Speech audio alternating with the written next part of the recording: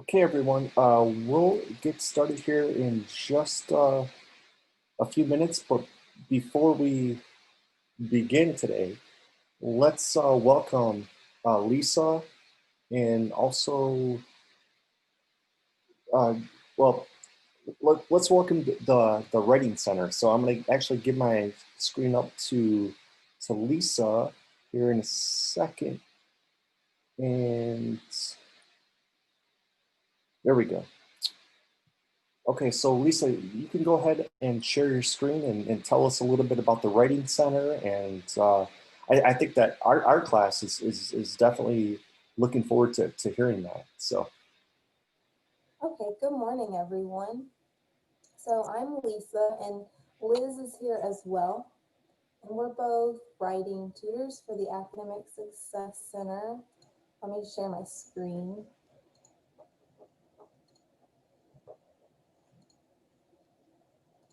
All right. Liz, can you see my screen? Yes, you're on the Canvas page. Okay, thank you. So the Academic Success Center. So we are the tutoring center for the college, and we've been working the last couple of semesters to move all of our tutoring services onto Canvas for you. And this is a completely free service for you guys. So I'm just going to show you all the disciplines that we offer, and then I'll go into more specifics for writing since this is a writing class. So on your dashboard for Canvas, you should have already been pre-enrolled in this online tutoring. So if we click in this course, and I'll switch to student view. So your course should look pretty much like this. This is going to house all the information for online tutoring. So at the very top, We have a few days that were closed, like next Tuesday for convocation. We have basically like an info desk. So if you have any general questions about tutoring, for example, you're not sure which Zoom room that you need to enter, you can click on this green button. And this is going to take you to a live Zoom room with real people who work for the college who can talk to you and answer all of your questions. We also have some links to the library, so you can set up, you need a room on campus, or if you just need to ask a question to a librarian about maybe research, you can chat with a librarian online as well. This box is going to house all our information for writing, and I'll come back to that and go into more detail, but I want to show you all the other disciplines that we offer. So we have business, different types of accounting, tons of math, and all of these green buttons are Zoom rooms, and they're going to take you to a person who works for the college. So we know our professors, we know the college, and we know your assignments. So we're going to offer better services than some third party who works across the country who doesn't really know you guys like we do. So under each Zoom session, we've got our times that were available. There's science as well. Now our STAR Center is for specialty programs, like maybe you're interested in going into nursing. We do offer remedial tutoring for those services. We have art and foreign language. So if we go back up to writing, the first thing that we're going to need you to do is enroll in our writing course. So you'll click on this orange button and you're going to enroll in our course. So once you're enrolled, then you're able to use this returning blue button. And also you'll have access on your dashboard. So if I leave student view, I can show you back on your dashboard with all your other classes. You'll have this ASC writing help course added. You might have to refresh the page once you've enrolled and it should pop up. So if we go in there, and I'll get back into student view, yours should look like this. And if you've taken an online class with us before, it should look pretty similar. It's just like you're submitting an assignment to your professor, except this time you're just submitting it to a tutor to get some feedback. So you'll click submit your paper or see a tutor. And again, we've got some more information for you to read, and we recommend you reading this the first time you use our services. So there's two options for you. You can submit a paper to us, and we'll read the whole paper and give you feedback. Or you can visit us in a live Zoom session, and we're available 7 days a week, and here's our hours. The Zoom sessions are going to be 30 minutes or less. So those are for times when you have very specific questions, like my topic sentences are a little wonky. They don't fit. Can you help me with topic sentences? Or my thesis statement isn't argumentative. Can you help me with my thesis statement? So for very specific questions, we can help you in the Zoom room. But what we recommend is that you submit your paper to us before you come and visit us in the Zoom room, because it's a lot easier for us to read the whole paper, to take our time and really understand the assignment before you jump in the Zoom room. So to submit your paper, yours will probably say submit the first time, and then when you revisit us again, it'll say resubmit assignment.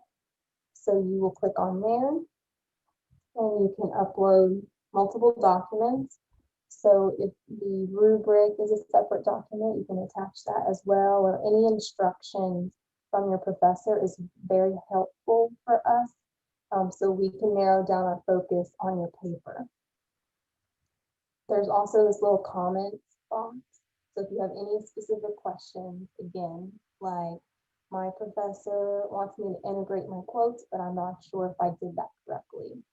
Or my professor said I needed to have hanging indents on my works cited page, and I'm not sure how to do that. So anything you need help with, you can type that up in the comments. So you'll wait about 48 hours for a turnaround. Canvas should notify you that the grading is complete. And we don't actually grade your papers, but we needed a way for Canvas to notify you. So we do mark it as complete. And then you're going to click on this blue submission details to see our feedback right here. So when we click on that, you're going to click on this view feedback button. And I will expand this. This is just a sample paper we played around with. But when you open it up, you'll have comments on the side from the tutor.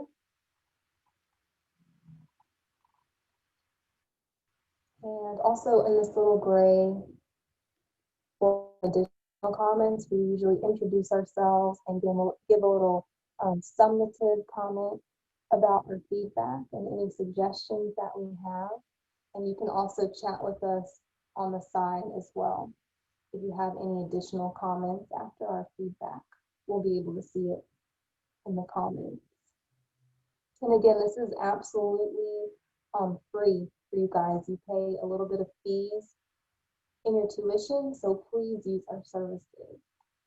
Liz, do you have anything you want to add? Yeah, Lisa, you covered everything beautifully.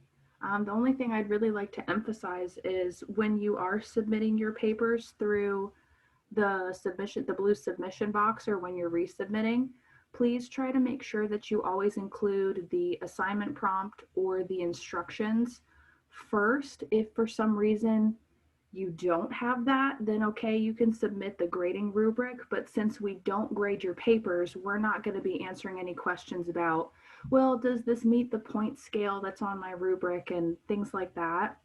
But having the instructions and the assignment prompt gives us an opportunity to really hone in on those fine details for the assignment you do need to submit, so that we can make sure you're doing what you're supposed to in your paper and you're staying on track and things like that. So I just wanted to make sure you guys knew that. Yeah, thank you. Does anybody else have any questions? Well, I just want to say that, I mean, thank you guys for your service. I mean, I was actually telling the last class, you know, in the colleges that I went to, there was never anything like what you guys provide. So thank you so much for what you do, and thank you for visiting us today. Yeah, sure. We've actually had other colleges come and visit us to look at our model for tutoring. So we're very proud of it, and we just want to spread the word. So thank you so much for having us. Yeah, absolutely. And we enjoy doing this. So don't ever feel like you're bothering us. Like, we actually like working on papers and talking to students. We miss seeing you guys in person. So we'll look forward to having that back in the future. But in the interim, if we're able to help you this way, then we'll definitely be glad to do it. Yeah, thank you. Thank you. All right, thank you for having us. Okay, cool. Let me.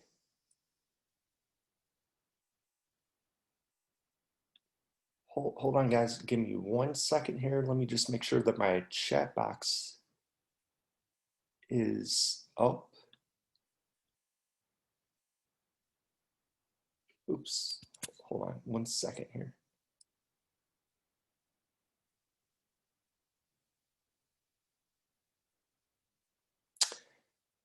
Can everybody hear me okay? In the chat box, having a little bit of difficulty with my chat here. Okay, cool, cool. Okay. So, so let me go ahead here and switch the screen here. And can everybody see my screen okay, or?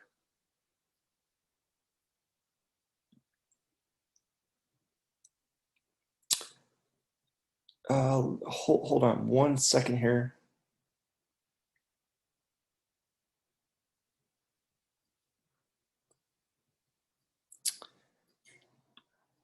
Can everybody see the screen okay, or?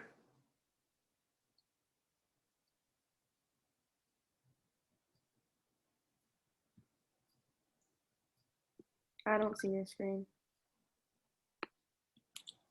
Okay, hold on one second here.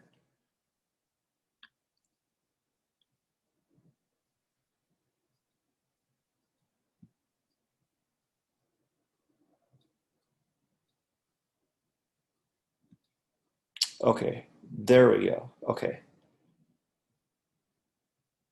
Okay, so so can everybody see the screen now? Yeah. Okay, cool, cool.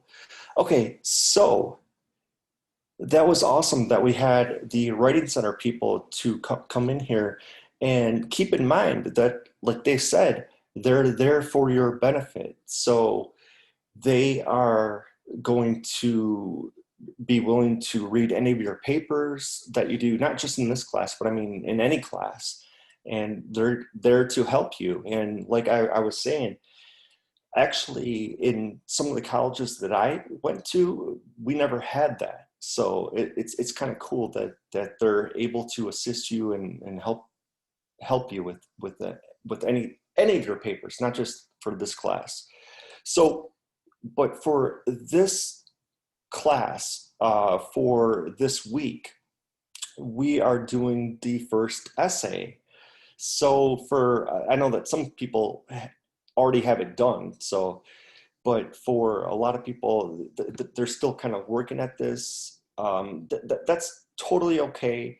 For MLA formats, for this week, don't worry too much about this, in the sense that you don't have to, I mean, we're gonna go through some of the rules for MLA, but as long as you're making an honest effort to do everything correctly, you don't have anything to worry about, okay? So we'll go through MLA format though, like some of the guidelines, some of the rules. One note about Google Documents though, I have to say this because somebody tried to submit their like their discussion post as a Google Docs. Just keep in mind that Google Docs doesn't translate into our Canvas system. So if you do have a Google Docs, just make sure to just copy and paste it actually, or just put it into Word format or PDF or something like that. But Google Docs doesn't always translate to our Canvas system. So just keep that in mind.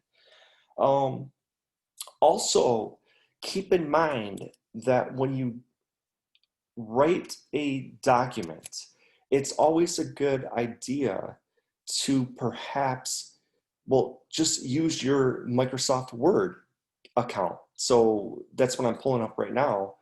When you log into your Microsoft Word, your 365 account, it will give you a blank format. And first of all, this is in perfect format. So it's like if you type this in here, it's going to be double spaced. It's going to be in the right format. It will have the page numbers.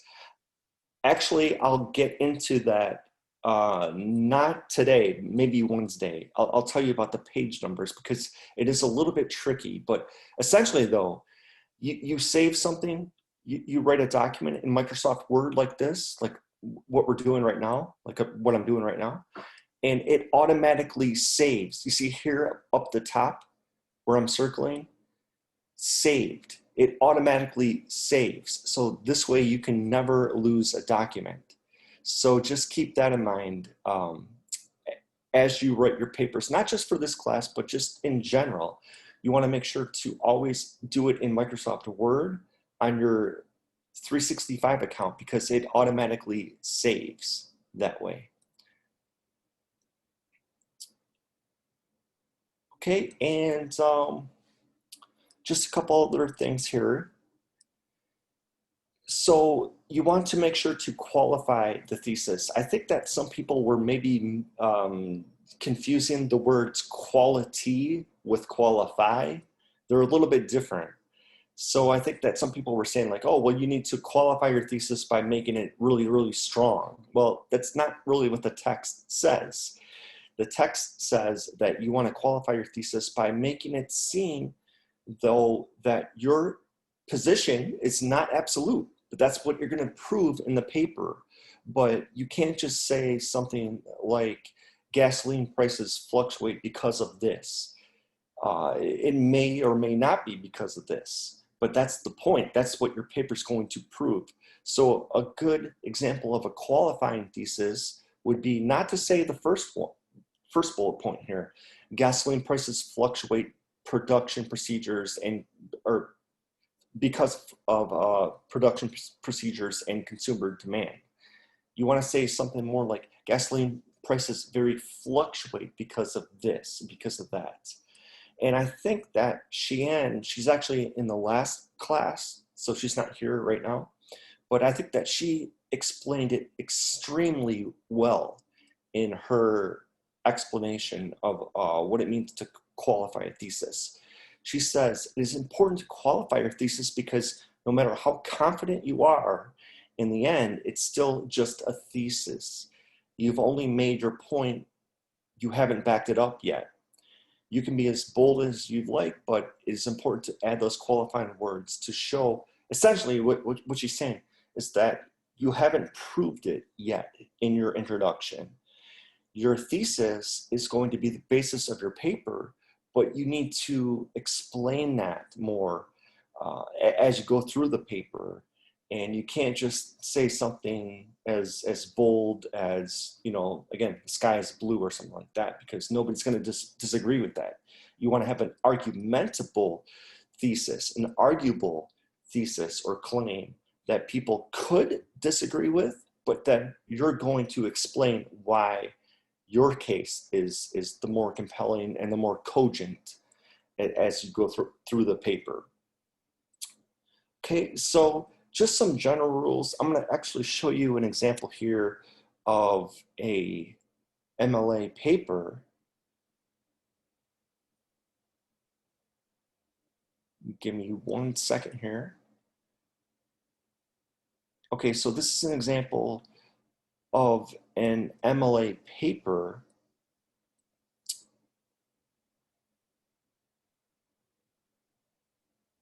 And you can see here, this is the general format that you need to follow. So you're going to have your name, the instructor name, the course number, the dates. Don't worry so much about date in terms of, you know, if it's 22 September or 19 September 2020, just make sure to have the date proper, okay? And you can see here, you're gonna have the title, a subtitle. Probably for your first paper, you're not gonna have a subtitle necessarily, but in general though, you would have a subtitle if you need a subtitle there. And then let me just give you one example. And actually, let me pull this up here. So if you go to the online writing lab with Purdue University, it is one of the best sites that you can find. And they have all kinds of great tips for writers. Let me just, real quickly though, let me just pull up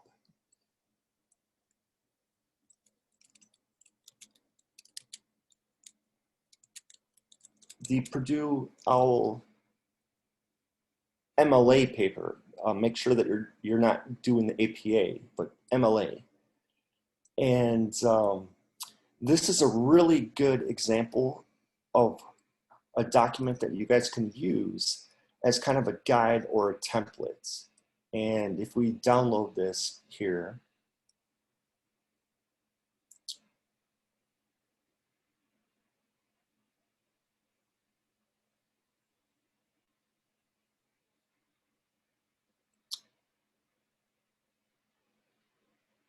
okay, so this is actually a PDF, but it's a really, really good guide to using MLA, and it goes through all the rules like you see here. It has the like the guidelines here on the left, your name, the professor's name, the course number, the date, etc. So you can see here that the student, this hypothetical student, put their name, they got the professor's name, they got the class, they got the date. And then just one thing to note here with the title, remember that the title doesn't need to be in bold or italics or underline. It's just simply the title.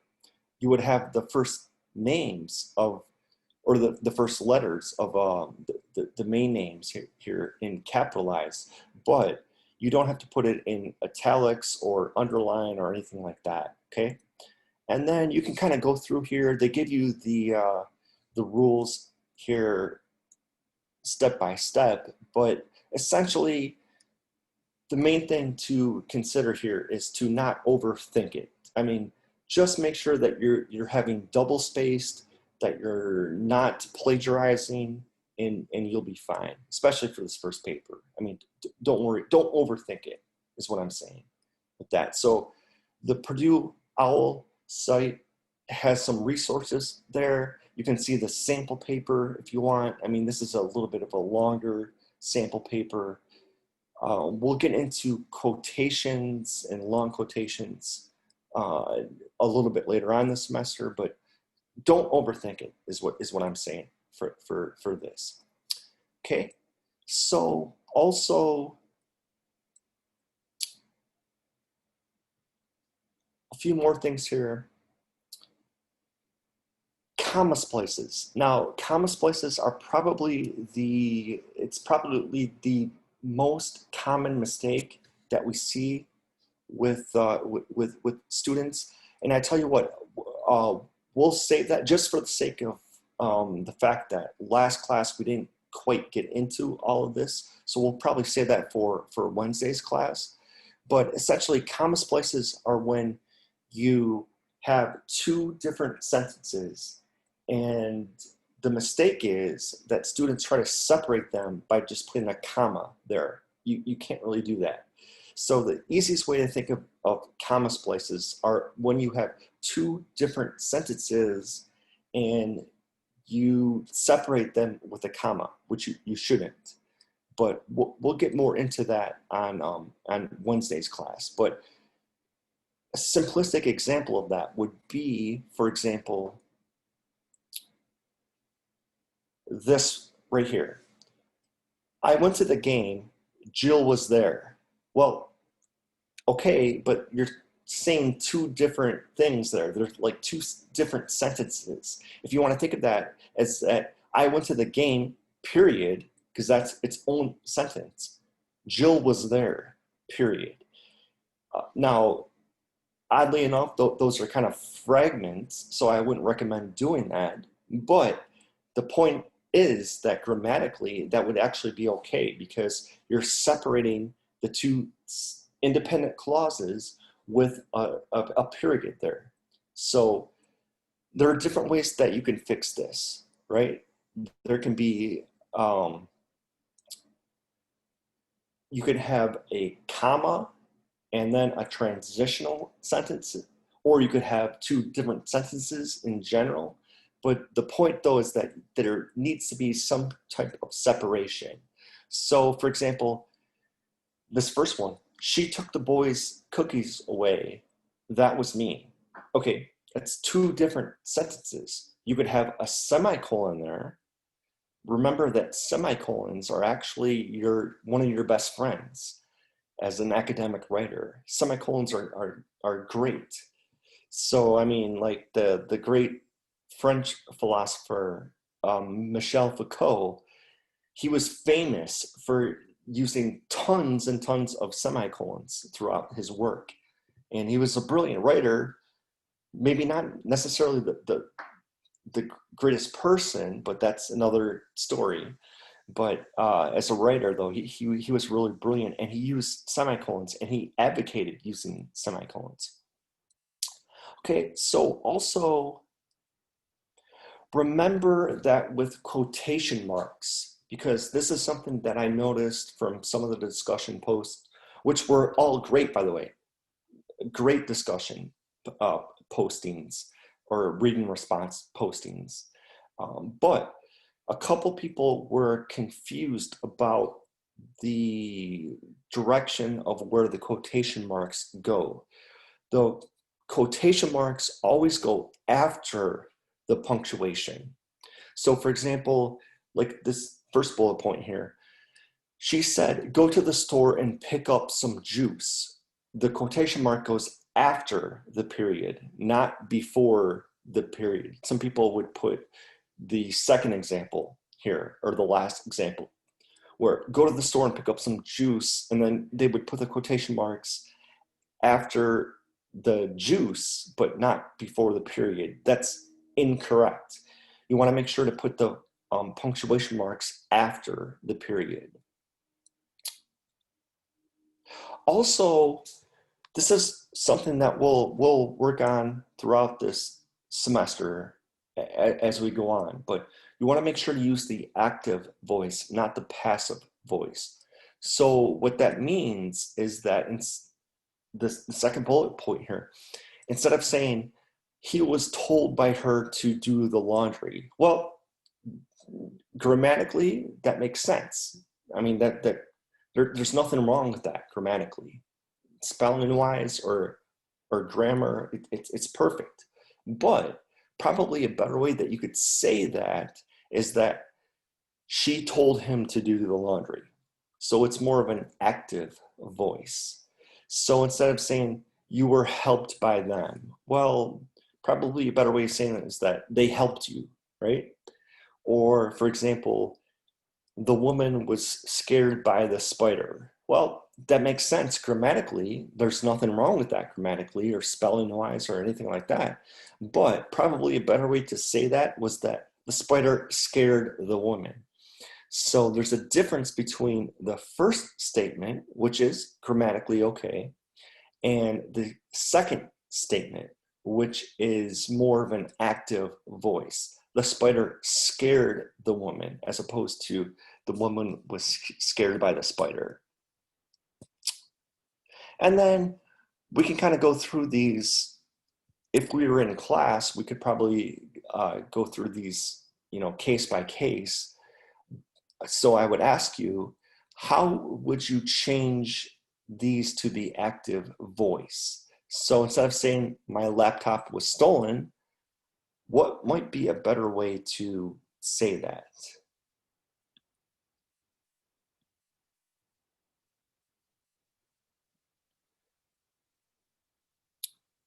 You could say something like, they stole my laptop, right? That would be more of an active voice.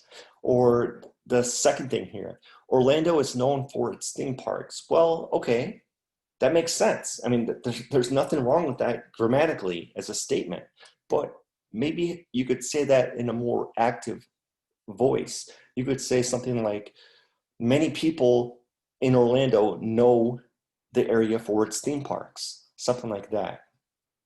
Or the next bullet point here, many people were killed by the explosion. Well, okay, that makes sense, but what would maybe be a more active way that you could say that, do you think? Many people, or no, the explosion killed many people? Exactly, yeah, the explosion killed many people. Or this last bullet point here, the task will be completed by them by the end of the year. Well, okay, it makes sense, but how about just saying they will complete the task by the end of the year? So it's just more of an active way that you can improve your language when you do that. So just a couple things here. And I think we'll probably wrap up a little bit early today, if that's okay with everybody. And by the way, too, I have to say this. I was actually going to say this next time, but I'll just tell you this, that I had forgotten that the timed essay that you guys did actually counts as a class. So we can't do it this week, but maybe in the future we'll have like a day off essentially, because I had forgotten about that in-class essay counts as a class. So we had an extra class last week, but or the other day, but so we'll talk about that a little bit later. But just a couple other things here before we wrap up.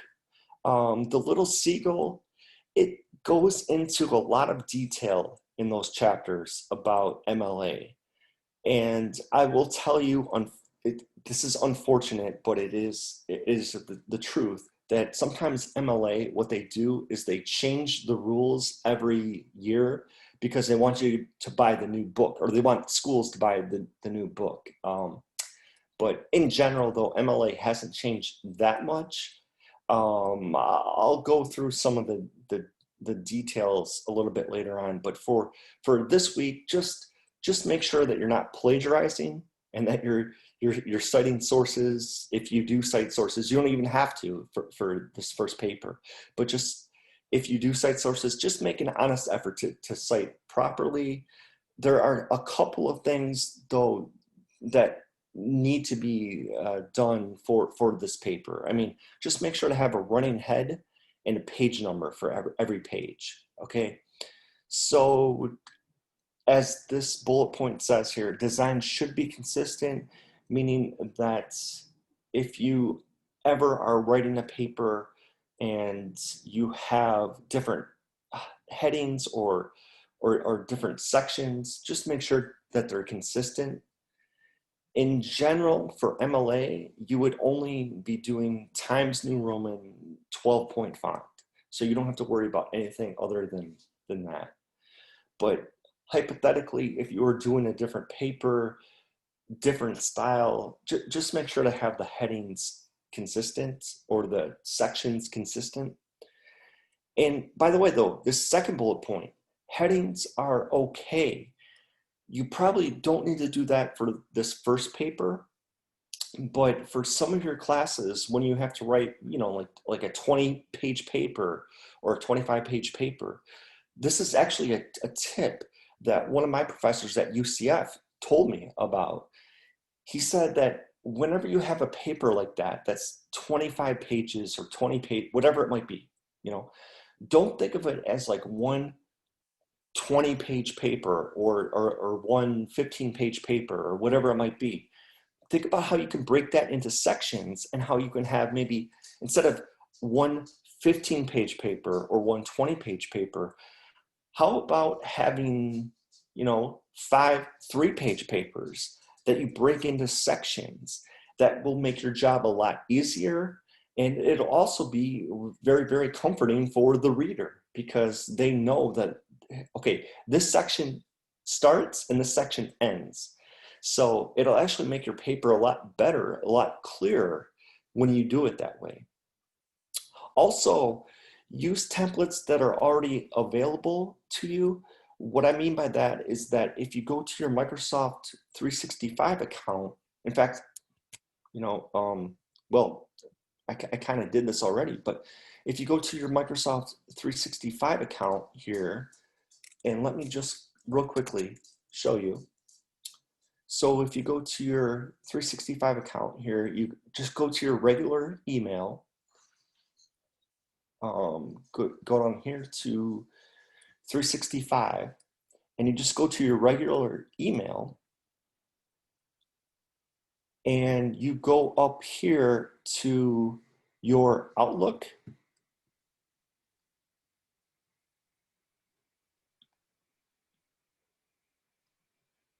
And you just go right up here to Microsoft Word. It puts in, you just type in blank document. It automatically saves. So that's a great way. I mean, somebody in the last class was asking about they were having trouble with Microsoft Word or whatever. It's like it's already included in your account, so you can use that. So it's definitely there for you, and it automatically saves. So and it's all ready in the cloud, so you don't have to worry about anything like that.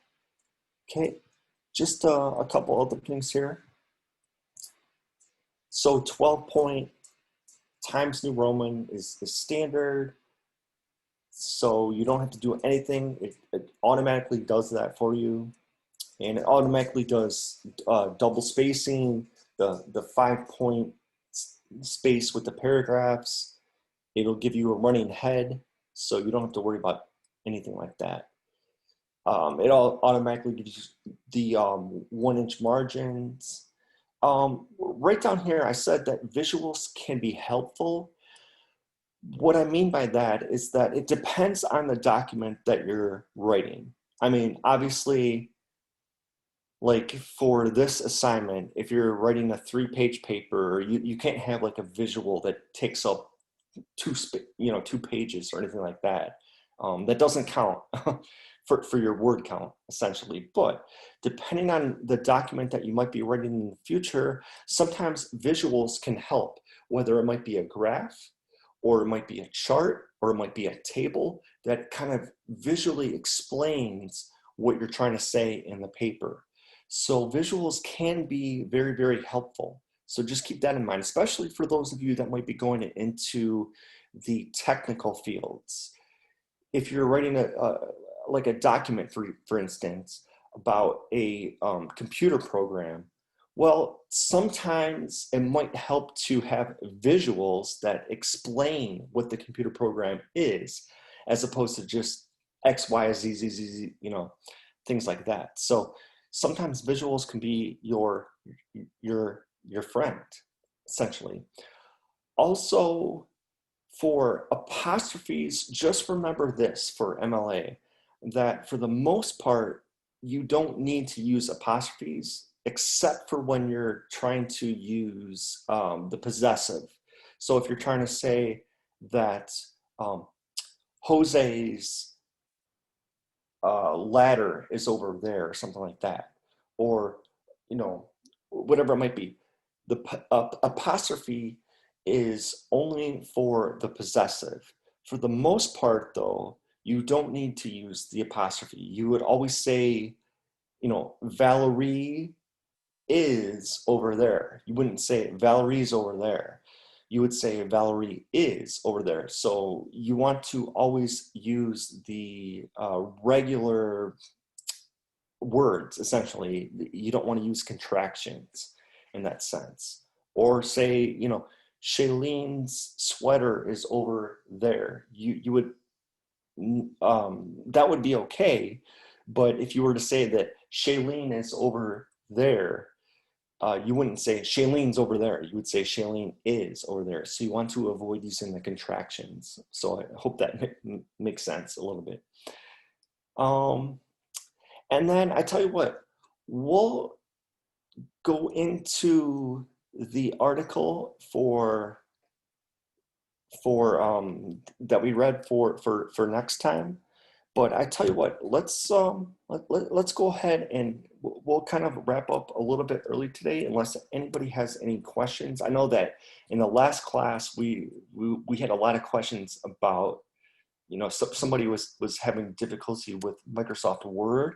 I hope that nobody else in this class is having that difficulty. And then we had the people from the Writing Center that were trying to come on and kind of explain things. But hopefully, do we have any questions for today? If not, I think we'll kind of wrap up, and we'll I have a couple closing words, but we can save that for after. But does anybody have any questions about today's class? Or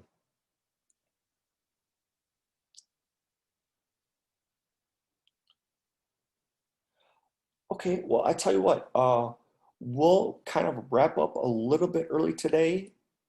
We do have some more to talk about on Wednesday. but we'll save that for then.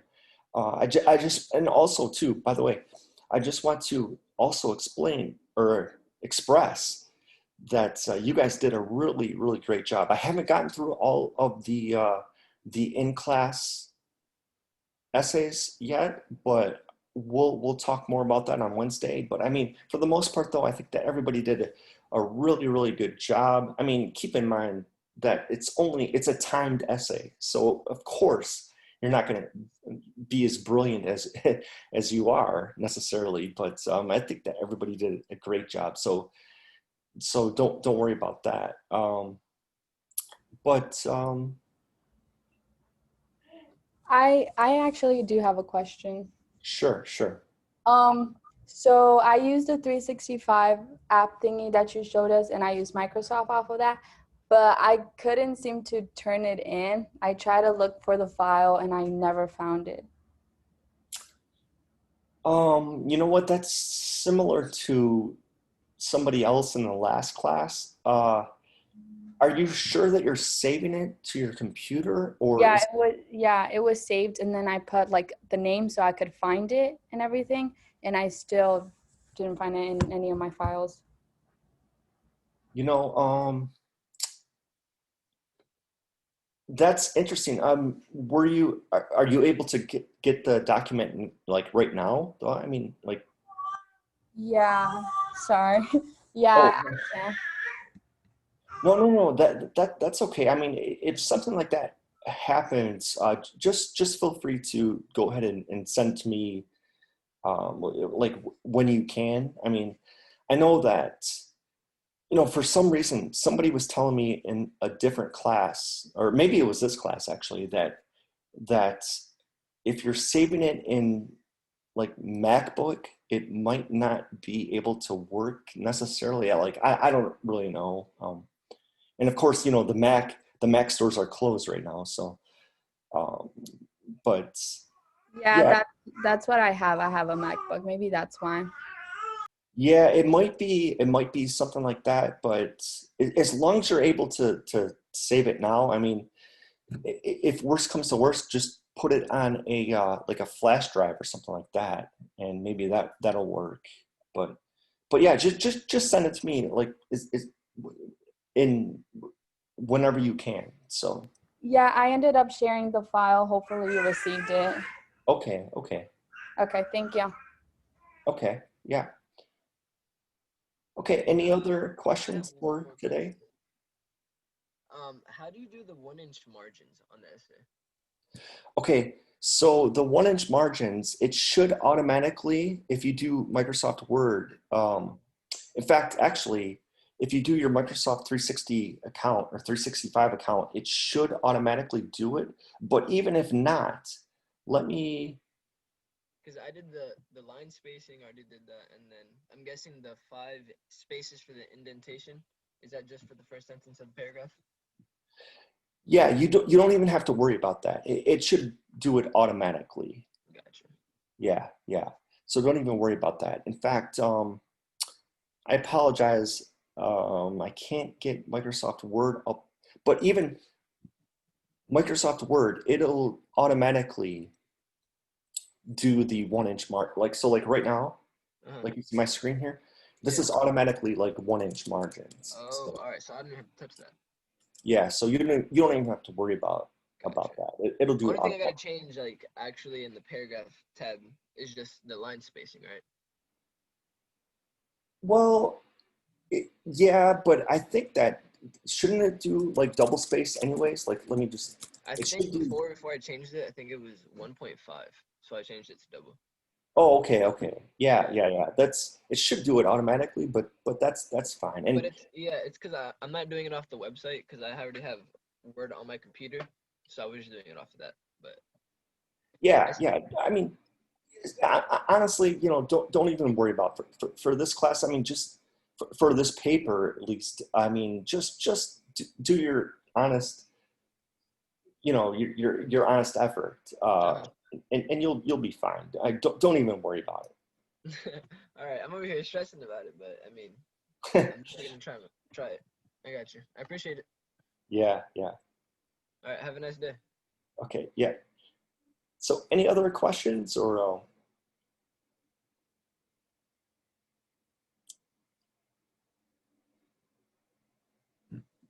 Well, I guess we'll kind of close things out for today.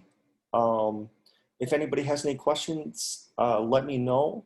And other than that, though, we'll see everybody Wednesday, and we'll kind of go over. I really want to kind of emphasize some of the great responses that came through with the timed essay. So really great responses. We'll kind of go over each of the possible answers that you replied to, and I think that they're all very fascinating.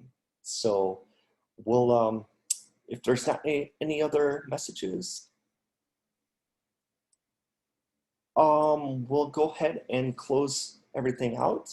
And everybody, thanks for joining us, and we'll see everybody again on Wednesday.